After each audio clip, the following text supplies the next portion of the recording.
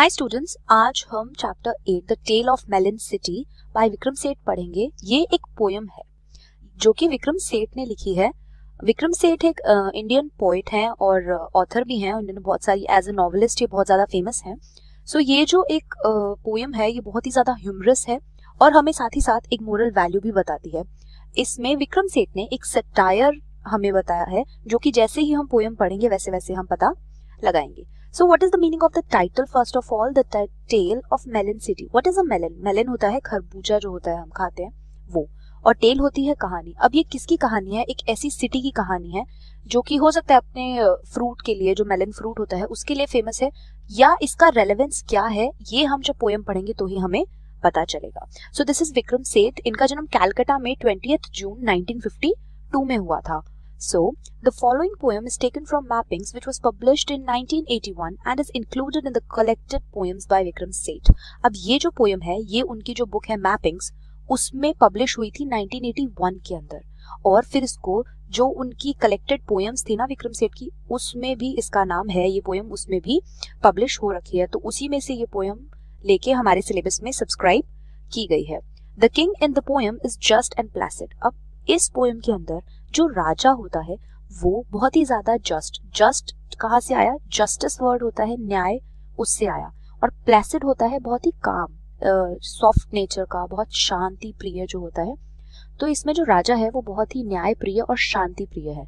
Does he carry his notion of justice a bit too far? तो अब इस poem में हम देखेंगे कि क्या उनका ये जो जस्टिस और प्लेसिडिटी का जो फॉर्मूला है, जो भी उनका ये नोशन है, वो कब तक कैरी करते हैं, किस हद तक वो इस नोशन को लेके जाते हैं। So we should start the poem first.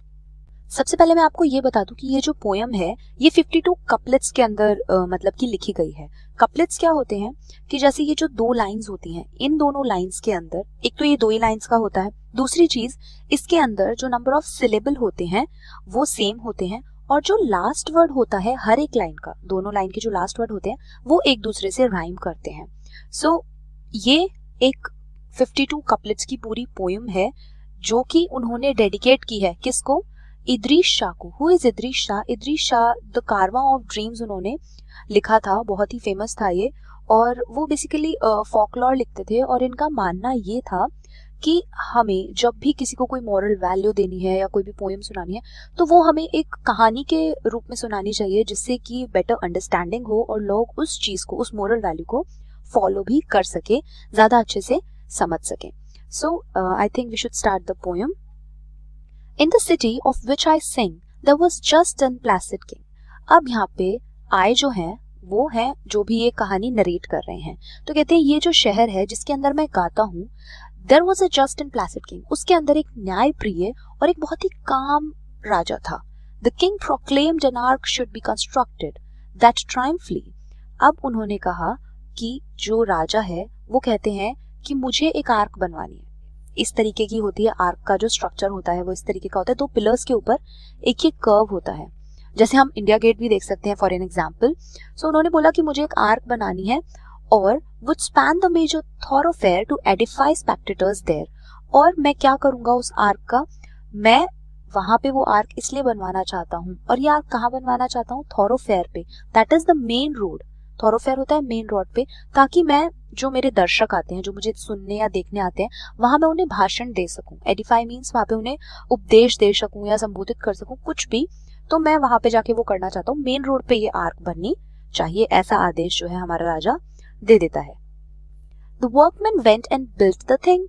अब जो भी काम करने वाले लेबर लोग थे उन लोगों ने क्या किया? वो वहां गए और उन्होंने वो चीज जो है बना दी। They did so since he was the king. और उन्होंने ऐसा क्यों किया? क्योंकि ये राजा का आदेश था। The king rode down the thoroughfare to edify spectators there. अब जो किंग है वो अपने घोड़े पे, रोड मीन्स यहाँ पे राइट रोड रिडन से हम देख सकते हैं। सो उसने क्या किया? अपने घोड़े पे मेन रोड पे गया वो देखने के लिए जो भी बनाया हुआ है, और वहां जाके अपने जो भी दर्शक थे जो उसे देखने आए थे उन्हें उपदेश देने के लिए वहां जाता है। जिस तरीके से हम इसमें देख सकते हैं ये सभी लोग यहाँ आए हुए हैं और राजा अपने घोड़े पे, अपनी ये जो बग्गी है इसके ऊपर आया हुआ है वहां पे मेन रोड पे उन सभी को संबोधित करने, उपदेश देने। Under the ark he lost his crown. अब उस आर्क के अंडर, वो जो आर्क है उसके अंडर क्या होता है कि जब वो क्रॉस कर रहा होता है तो उसका जो क्राउन है वो गुम जाता है। The arch was built too low, क्योंकि जो आर्क होती है वो बहुत ही ज्यादा नीचे उन लोगों ने बना दी होती है। अ frown appeared upon his placid face. The king said, "This is disgrace." अब यहाँ पे वो फ्राउन जो होता है, एक हम बोलते हैं कि कुछ अच्छा फेस नहीं बनाना, जैसे वो ऊपर बताया था कि बहुत ज्यादा प्लासिड है, काम है, तो फ्राउन फेस बनाता है, बहुत ज्यादा गुस्से का या चिड़चिड़ा फेस वो एकदम से बनाता है। appeared upon his placid face, उनके जो काम चेहरे के ऊपर एक फ्राउन फेस जो है वो बन जाता है। The king said, "This is a disgrace." तो वो राजा कहता है कि ये तो मेरा बहुत ज्यादा निरादर हो गया। The chief of builders will be hanged. अब इन जितने भी कर्मचारी थे जिन्होंने ये आर्क बनाया है उन्हें फांसी लगनी चाहिए। The rope and gallows were arranged. तो रोप और गैलोज, गैलोज क्या होते हैं? गैलोज एक इस तरीके का स्ट्रक्चर होता है जो कि यूज किया जाता है जब लोगों को फांसी देते हैं उसके लिए। तो इन दोनों ही चीजों का उसने बोला कि जल्दी से जल्दी अरेंजमेंट किया जाना चाहिए। The chief of builders was led out. He passed the king. He gave a shout. और जब वहां पर चीफ जो था उन बिल्डर्स का, उसको बाहर की तरफ लेकर आया गया और जब उसने किंग को पास किया, मतलब जहां से किंग था उसके साइड में से उसको लेके जाया जा रहा था, तो वो बहुत जोर से एकदम से चिल्लाता है, "Oh king, it was the workman's fault. Oh said the king and called a halt." अब यहाँ पे जो बिल्डर का चीफ है वो जोर से चिल्लाता है कि ये मेरी गलती नहीं है, फॉल्ट होता है गलती, ये मेरी गलती नहीं है, ये जो काम करने वाले लोग हैं उनकी गलती है। "Oh said the king and called a halt to the proceedings, being just and placider now, he said, I must have all the workmen hanged instead." अब यहाँ पे वो जो किंग होता है कि अच्छा, जैसे वो जोर से चलाता है वर्कमैन, मतलब कि बिल्डर का जो चीफ है वो, कि ये मेरी गलती नहीं है, तो वो एकदम से जो सारी प्रोसीडिंग्स होती हैं, जो भी वहाँ पे प्रक्रिया चल रही होती है, वो रोक देता है। हॉल्ट मीन्स रोकना। बीइंग जस्ट, अब वो यहाँ पे न्यायप्रिय बनना चाहता है और काम भी बनना चाहता है, वो थोड़ा सा शांत हो गया है। फिर वो कहता है कि I must have all the workman hang instead, तो वो कहता है कि मुझे सारे जितने भी काम करने वाले लोग हैं उन्हें फांसी पर टांगना चाहिए, शायद इसको नहीं। और जो वर्कमैन हैं वो सभी बहुत ज्यादा सरप्राइज हो जाते हैं और कहते हैं, "O king, you do not realise the bricks were made of the wrong size." अब वो बोलते हैं कि हे राजा, तुम्हें ये अनुभव नहीं है, ये रियलाइज नहीं हो रहा है कि जो ब्रिक्स हैं, जो ईंटें हैं, वो गलत साइज की बनी थी, इस वजह से ये गलती हुई है। अब यहाँ पे जो किंग है वो लोग पागल बनाने की कोशिश कर रहे हैं, एक तरीके से उसको बेवकूफ बनाने की कोशिश कर रहे हैं, क्योंकि कोई भी फांसी पे लटकना नहीं चाहता है। Summon the masons, said the king. The masons stood there quivering. अब वो कहता है summon means इकट्ठा करो, masons जो ब्रिक्स बनाते हैं उन लोगों को, तो उन्होंने कहा उन सभी को इकट्ठा करो। The masons stood there quivering. तो सारे मेसन्स को इकट्ठा कर लिया जाता है और अब वो लोग वहां पे खड़े हैं और कांप रहे हैं क्योंकि उन्हें डर लग रहा है इस वजह से। क्विवरिंग मींस कांपना। It was the architect, they said. The architect was summoned.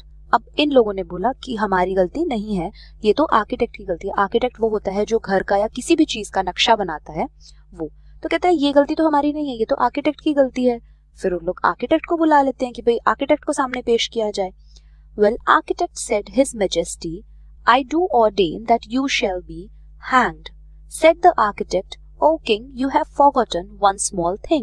अब यहाँ पे जो किंग होता है, His Majesty means आर्किटेक्ट का मैजेस्टी कौन है, यहाँ पे किंग है। वो कहता है कि मैं आदेश देता हूँ, ordain means आदेश देता हूँ कि तुम्हें फांसी की सजा होनी चाहिए, तुम्हें लटका देना चाहिए। Said the architect, "O king." अब यहाँ पे आर्किटेक्ट कहता है, अरे राजा, you have forgotten one small thing, कि आप एक छोटी सी चीज जो है वो भूल रहे हैं। You made certain amendments to the plans when I showed them to you. तो यहाँ पे वो जो आर्किटेक्ट है वो बोलता है कि जब मैंने आपको पूरा प्लान दिखाया था, पूरा नक्शा दिखाया था, तो आपने सर्टेन अमेंडमेंट्स में कुछ चेंजेस, कुछ करेक्शंस आपने इसमें किए थे कि नहीं ये ऐसे नहीं ऐसे होना चाहिए, जब मैंने आपको प्लान दिखाया था। The king heard this, the king saw red. In fact, he nearly lost his head. अब जब राजा ने ये सारी बातें सुनी तो वो एकदम से लाल हो गया और उसका दिमाग जो है वो एकदम से खराब हो गया। The king saw red means वो एकदम से गुस्से से लाल हो गया, हम कह सकते हैं, और वो एकदम से अपना जो दिमाग है वो खो चुका होता है। सोचता है ये क्या हो गया, ये तो सारी बात जो है वो मेरे ऊपर आ गई। But being a just and Placid king, he said, this is a tricky thing. पर वो बहुत ही ज्यादा न्याय प्रिय और काम राजा था, तो वो कहता है कि ये तो बहुत ही ज्यादा ट्रिकी चीज हो गई कि अब हमें क्या करना चाहिए। I need some counsel bring to me the wisest man in this country, कि अब मुझे काउंसिल की जरूरत है, मीन्स सलाह की जरूरत है, मेरे पास इस पूरी कंट्री का सबसे ज्यादा जो वाइजेस्ट मैन है, जो समझदार आदमी है, जो सबसे ज्यादा इंटेलिजेंट आदमी है, वो लेके आओ। The wisest man was found and brought, nay carried to the royal court. अब क्या किया गया, उस वाइजेस्ट मैन को लेके आया गया और उसे ढूंढा वगैरह गया, उसे फिर रॉयल कोर्ट के अंदर लेके आए।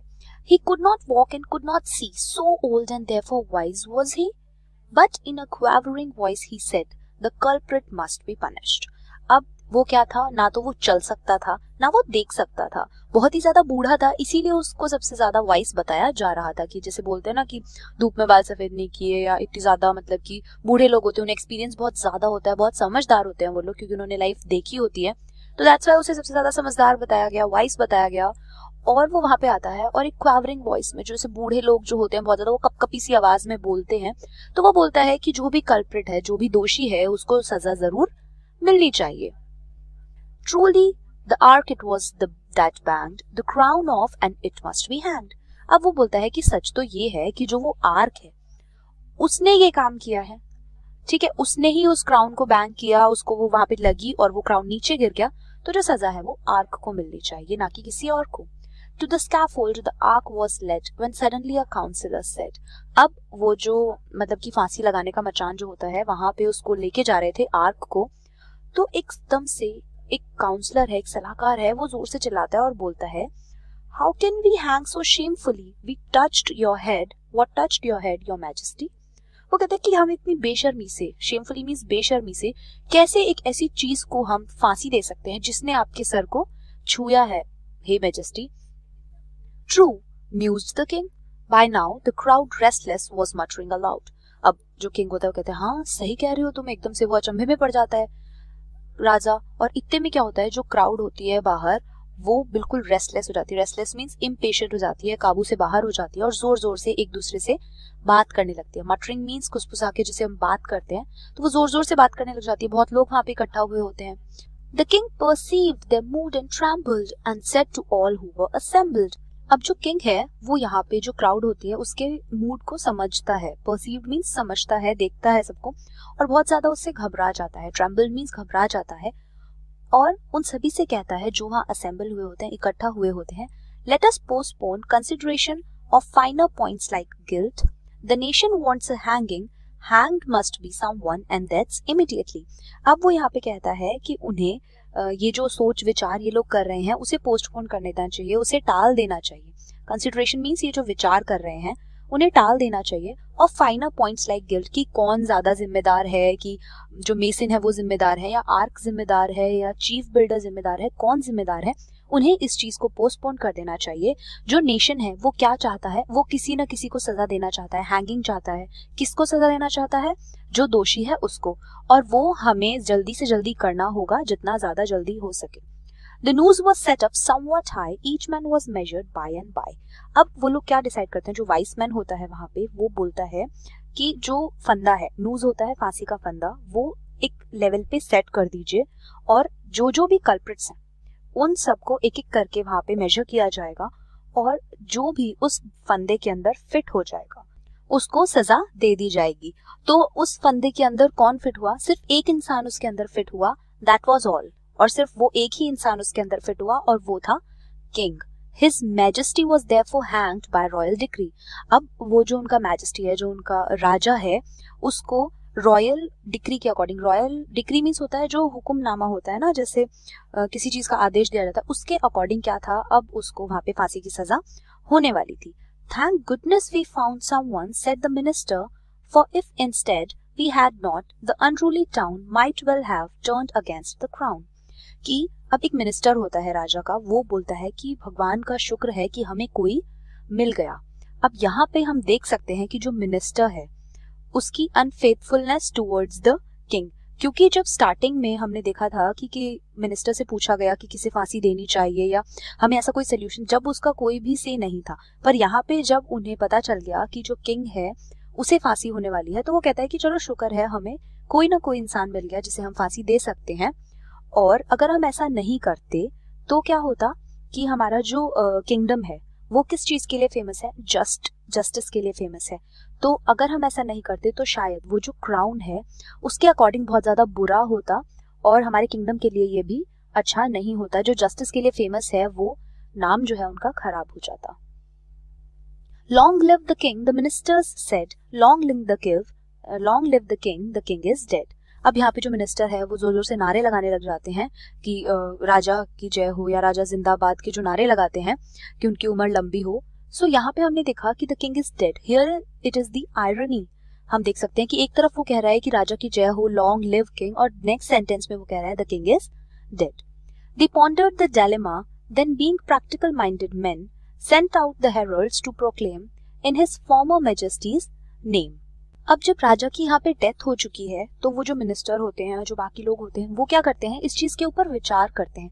पॉन्डर्ड मीन्स विचार करना, डेलेमा क्या होता है, ये जो दुविधा होती है कि अब जो है राजा कौन बनेगा, तो वो इस चीज के ऊपर विचार करते हैं और फिर प्रैक्टिकल माइंडेड मैन एक बहुत ही प्रैक्टिकल तरीके से सोचते हैं और अपने एक दूत को, हेरल्ड्स मीन्स होते हैं जो मैसेंजर होते हैं, जो दूत होते हैं, उन्हें वो लोग भेज देते हैं और ये प्रचार करवाते हैं। प्रोक्लेम मीन्स ये प्रचार करवाते हैं उनके जो पुराने मैजेस्टी के नाम पे कि the next to pass the city gate will choose the ruler of our state, कि अब जो भी उस सिटी गेट को सबसे पहले पास करेगा। अब वो किस तरीके से अपना राजा ढूंढ रहे हैं यहाँ पे देखिए, प्रैक्टिकल माइंडेडनेस से, जो कि बिल्कुल भी प्रैक्टिकल नहीं है। वो कहते हैं कि हम अपना राजा कैसे चुन लेंगे कि जो भी सिटी गेट से सबसे पहले पास होगा वो चुनेगा कि हमारा जो राजा है हमारी स्टेट का वो कौन होगा। As is our custom this will be enforced with due ceremony, और हमारे रिवाजों के अनुसार पूरी जो सेरेमनी की जाती है, जिस तरीके से भी राज्य अभिषेक हम कह सकते हैं किया जाता है जब राजा को गद्दी पे बिठाते हैं, तो वो हम सब कुछ करेंगे। A man passed by the city gate, an idiot. The guards cried, wait. अब एक आदमी था, वो सिटी गेट से पास होता है और वो एक इडियट होता है, बेवकूफ होता है, और जो गार्ड्स हैं वो जोर से चिल्लाते हैं और कहते हैं रुको। Who is to be the king? Decide. अब वो पूछते हैं कि बताओ जो राजा होना चाहिए वो कौन होना चाहिए। A melon, the idiot replied. अब जो इडियट है वो रिप्लाई करता है कि एक मेलन। अब वो ऐसा रिप्लाई क्यों करता है, क्योंकि उस इडियट को मेलन बहुत पसंद थे। अगर आप उससे कभी भी कुछ भी पूछते तो वो हर एक चीज का रिप्लाई मेलन ही देता था। तो जब वो गेट पे जो गार्ड्स खड़े थे उन्होंने भी उनसे पूछा कि आपको क्या लगता है कि जो राजा है वो कौन होना चाहिए, तो वो रिप्लाई करता है a melon. This was his standard answer to all question, he likes melons. अब ये उसका स्टैंडर्ड आंसर हुआ करता था क्योंकि उसको मेलन्स बहुत ज्यादा पसंद थे। You are now our king, the ministers said, crowning a melon. और जो मिनिस्टर्स होते हैं वो क्या करते हैं कि मेलन को ताज पहना देते हैं। Then they led the melon to the throne and reverently set it down.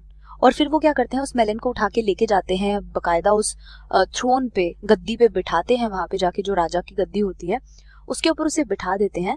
This happened years and years ago when now you ask the people.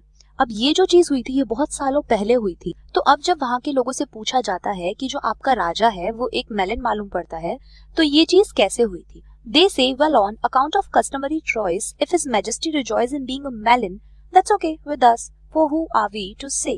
अब वो कहता है कि सभी जो चीजें हुई थी वो क्या हुई थी, पूरी रूढ़िवादी रिवाजों से हुई थी, जो भी हमारी रिवाज होते हैं उनके अकॉर्डिंग हुई थी। सब कुछ पूरे उसका पूरा सेरेमनी हुआ था, हर एक चीज उसके अकॉर्डिंग हुई थी। तो दैट्स ओके फॉर अस कि हम इसमें बोलने वाले कौन होते हैं।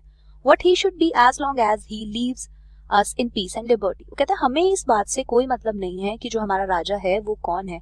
हमें सिर्फ दो चीजें चाहिए, शांति, पीस एंड लिबर्टी मीन्स आजादी। सिर्फ अगर ये दो चीज हमें मिल रही हैं तो हमारा राजा कौन है इस बात से हमें कोई भी फर्क नहीं पड़ता। The principles of laissez-faire seem to be well established there. अब वो कहते हैं कि ये जो प्रिंसिपल है किस चीज का, laissez-faire. What is laissez-faire? It is a policy of allowing private business to development without government control. तो वो कहती है कि जो वहाँ का वो जो स्टेट है, जो वो पूरा किंगडम था, अगर उसके अंदर उन्हें इस चीज की मतलब कि अलाउ है कि वो अपना जो प्राइवेट बिजनेस है उसे डेवलप कर सकते हैं बिना किसी गवर्नमेंट कंट्रोल के, तो उनके लिए कोई दिक्कत नहीं है। उन्हें सिर्फ शांति और फ्रीडम वहाँ पे चाहिए था और वो चीज शायद वहाँ पे बहुत अच्छे तरीके से एस्टेब्लिश थी। So this is all about the poem कि the tale of melon city किस तरीके से इसका नाम पड़ा, क्योंकि वहाँ का जो राजा है वो मेलन को बना दिया गया था और जो हमारा राजा था स्टार्टिंग में उसने क्या किया, अपने उस नोशन को कैरी ऑन करने के लिए अपनी खुद की भी जान दे दी ताकि उसका जो किंगडम है जो कि जस्ट जस्टिस के लिए फेमस है उसमें कोई भी मतलब कि जो है दाग ना लगे और वो उसी चीज के लिए हमेशा फेमस रहे। अब हम इसके अंदर कुछ लिटरेरी डिवाइस देखेंगे जो कि इस पोयम में विक्रम सेठ ने यूज किए हैं। सो जो लिटरेरी डिवाइसेस यहाँ पे यूज हुए हैं, सबसे पहला तो है राइमिंग कपलेट। जैसे मैंने पोयम स्टार्ट हुई थी तब आपको बताया था कि इस पूरी पोयम के अंदर 52 कपलेट्स हैं। और कपलेट्स क्या होते हैं, जिसके अंदर इक्वल नंबर ऑफ सिलेबल्स होते हैं दोनों लाइंस के अंदर, और जो लास्ट वर्ड होता है दोनों लाइंस का वो राइम करता है। Like we can see here fair there, he, liberty, okay, say, choice, rejoice. So these are rhyming couplets. ये लिटरेरी डिवाइस यूज हुआ है। Second is alliteration. एलिट्रेशन होता है जब कोई फर्स्ट सिलेबल जो होता है, फर्स्ट जो वर्ड होता है वो बार बार रिपीट होता है। कोई भी हम कह सकते हैं कॉन्सोनेंट जो है वो अगर बार बार रिपीट हो रहा है, दैट इज एन एलिट्रेशन एक लाइन के अंदर। तो यहाँ पे workman went but only one man, so here W and W is repeating and O and O sound is again repeating here। ऐसे हमें एग्जाम्पल्स मिलते हैं इस पोएम के अंदर। Third literary device which is used in this poem is irony. So first of all हम देखेंगे कि आयरनी क्या होती है। आयरनी एक ऐसी सिचुएशन होती है जहाँ पे आपको दो साइड देखने को मिलती है। तो इस पोएम के अंदर भी वो ही हुआ है। और हम देख सकते हैं कि आयरनी कहाँ पर है, कि जो लोग क्लेम करते हैं कि वो जस्टिस के लिए माने जाते हैं या वो बहुत जस्टिस करते हैं, वो क्या निकल के आते हैं, रियलिटी में वो फुलिश दिखाई पड़ते हैं हमें को at the end of the poem की, जिस तरीके से वो डिसीजंस लेते हैं। सेकंड थिंग हम कह सकते हैं कि हमें आयरनी कहाँ दिखाई जाती है, कि जो किंग है वो मेलन की तरह ही था, क्योंकि उसका कोई इम्पोर्टेंस नहीं था। वहाँ जो लोग काम करते थे उन लोगों को कोई फर्क नहीं पड़ रहा था कि भाई किस तरीके से काम हो रहा है। उनका राजा जब एक मेलन भी बन गया तो भी उन्हें कोई फर्क नहीं पड़ा, क्योंकि उन्हें दो ही चीजों से मतलब था, that is peace and liberty. So this is the irony over here. These are the three literary devices which is used in the poem and which is very important, especially the irony part, because जो विक्रम सेठ है वो यही चीज हमें दिखाना चाहते थे कि किस तरीके से दो साइड होते हैं एक सिचुएशन के, कि वो क्लेम कुछ करते हैं बट रियलिटी में वो कुछ और होती है। So I hope you like this video. Thank you so much.